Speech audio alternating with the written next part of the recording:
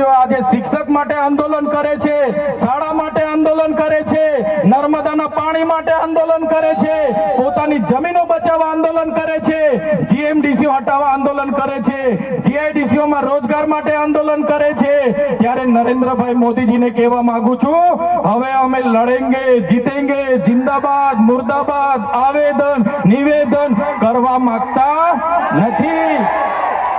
હવે અમે લડવા માંગતા નથી। હવે ધરણા પ્રદર્શન બંધ, હવે આંદોલન બંધ।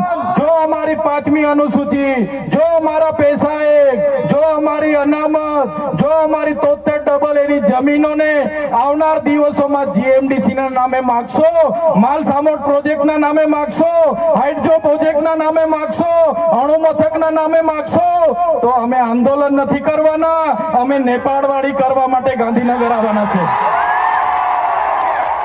અમે નેપાળવાડી કરવા માટે ગાંધીનગર આવીશું। તે દિવસે તમારો ને અમારો સામનો થશે, તે દિવસે ખબર પડશે ઓરિજિનલ આદિવાસીઓ કોણ છે।